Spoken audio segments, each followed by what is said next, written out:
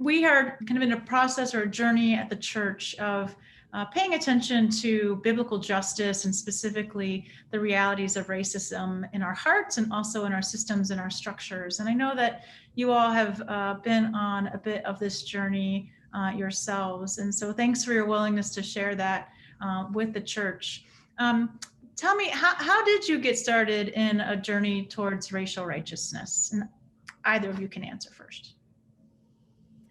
Well, I think for me, I have been on this journey for a while and just kind of wrestling with my own identity and a lot of the incidences that happened in 2020 and in 2019 with all the Black Lives Matter and all of that kind of brought it to the forefront. And so as we were talking about this in our MFG, it kind of hit me like, oh, it would be great to kind of go on this journey together. When the thing happened in Minneapolis with George Floyd, I was profoundly disturbed by that. And at a business meeting at work, we were just doing a quick check-in at the beginning of the meeting, and one of the participants was Black, and she said, well, you white folks have a lot of work to do. And she said, and I respect somebody I respect a lot. And she said, and something that I recommend are the racial healing circles. So I'd looked it up online and signed up for that and thought, you know, I'll try this. And that was a profound experience for me. And that happened about at the same time that Amy initiated this in our Mission Friends group. What are you discovering about yourself, or what have you discovered about yourself on this journey? I was challenged a while ago to consider whether or not I'm colorblind in my teaching. And I thought, well, of course I'm colorblind in my teaching. I treat everybody the same. And then I discovered that that's actually not helpful. If you're a person of color, you're not white, that actually that is minimizing a student's identity. So as a teacher, I'm always trying to pay attention. How can I become a better teacher? And I've never really examined this aspect of myself, but I am a white male and I do work with broadening participation in computing. And so I started to challenge my own assumptions about myself. I think all my life I've talked about it as a topic or as an issue or a conversation piece, especially in white circles and or predominantly white circles. And so, you know, I didn't really think twice about it. And when we met that first time, I was completely shocked at how emotional I was. And I actually kind of broke down because I found it to be so difficult to talk about it. And I realized that I had never been vulnerable and really spoken from the heart about this, about the topic of race or racism, in terms of me personally. And I think because of the journey that I have been in discovering some things about myself, there's just the sadness just really surprised me. And I had even, and I said to the group, I don't even know what's happening. I don't think I can, one, lead the group. And secondly, I don't even know if I belong here.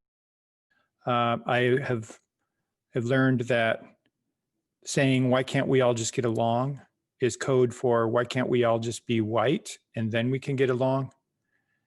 And I've learned that even talking about this can be offensive to people, and for my own family and friends sometimes elicit real strong negative emotions, even though I'm just talking about my own journey, where people will say things like, well, I have a Black friend. So somehow me just telling the story can feel threatening. One of the things that I have found about myself and I'm constantly learning is just how complex this is. For me in particular, because I am Chinese and all my life, all I wanted to do was fit in.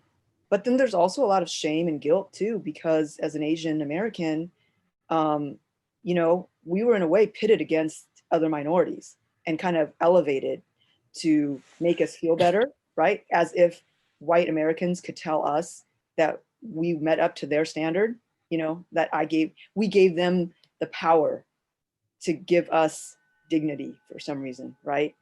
or to give us worth. And so I have a lot of anger about that, but I also have a lot of shame and guilt in being complicit with that and benefiting from that.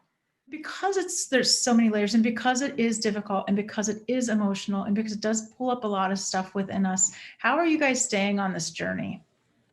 One of the things that I found very remarkable in my entire life is how God is so present in my journey and just brings me different people or different thoughts or, different information at just the right time. For me, being around people who are really honest about their feelings has been a sounding board, and it elicits truth in me. So that's been true in that online group, the Racial Healing Circle. It's been true in our Mission Friends group, where people are willing to look at themselves and say, oh, yeah, I see this in myself, and be honest about it. And I'd like to piggyback on that, what Dale said, because I love that about Dale. I love that about our group. And one of the things, because I've been on this journey and have been really delving into it and have gone to conferences and workshops and all that's at the forefront of my mind, I have a heightened sensitivity to white people now. But to be around Caucasian people who are like honest and self-aware, or at least trying to be, is such a breath of fresh air, because I am also around white people who think they're so woke, who think that they're all that. And once again, it's all about them.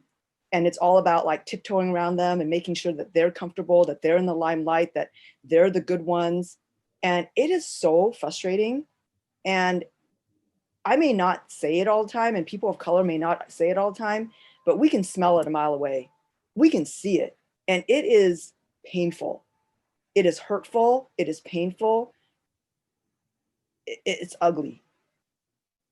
What I hear you both saying is that it's important that what you found to be important in staying with this journey is that you're doing it with other people, and that you're being vulnerable, and that when you see that vulnerability in others, it prompts vulnerability in you, and to continue on.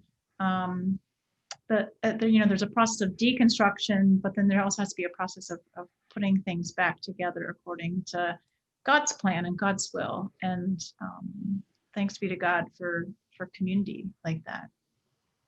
And that's absolutely right. And I feel like on this journey, we just need to expect it to be messy and hard. We need to expect that we're going to mess up, that we're going to step on each other's toes, that we're going to be angry, that we're going to be really upset. And I think we can't end there. We have to move to repair and redemption. And I think that sometimes we can do that and sometimes we can't. And we just have to rely on God and the Holy Spirit to change us, to do his transformation in us where we can't. Like there are times where I don't want to forgive, that I don't want to like that person, right? And that's like, oh man, God, what are you telling me about me? It's really not about the other person, right? And so it's kind of like we have to be willing to look at the hard stuff and the bad stuff in us, and then to trust that God can redeem it, and that he will be the one to love on us and repair and do what we can't sometimes. But we have to be willing to sit at the table. We have to be willing to wrestle and to be messy and to make mistakes, and then to remain and be willing to engage. I think something that's been hard for me has been that there's no quick fix. And I want to just do this thing or go to this one session and then I can check it off on my list and I'm done with it. But I have to just accept the fact that this is just going to be a slow slog for my rest of my life of trying to learn about this, my place in society, and bring about justice in America. Somebody recently pointed out to me about Columbus Day, about like that there were 70 million people living in the Americas when Columbus landed on the island in the Caribbean. And so how is it that he discovered America, and shouldn't we reevaluate that? And what is it that we're actually celebrating? And then somebody else asked about Black reparations, and that has thorny issues of its own. And it's forced me to think about that there are logistical choices that affect people's lives. And I'm complicit in part of society and have benefited from being white male. And I need to think about these things, and there's not going to be a quick fix. Like Amy was saying, it's a complex issue. Are there any additional hopes or expectations you have for yourself or even for your group, for our church, as you continue on in this important journey of racial righteousness?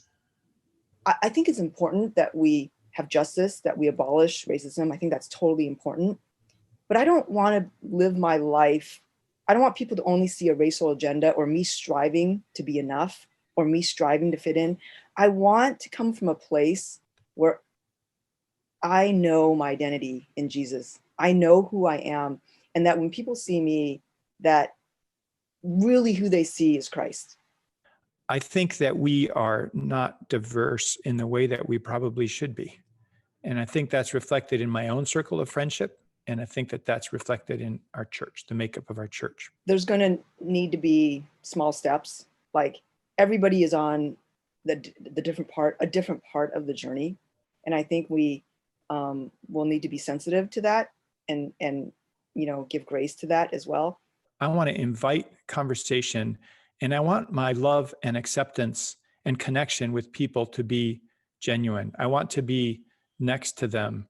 I don't want them to be a project or other. Everybody has a story.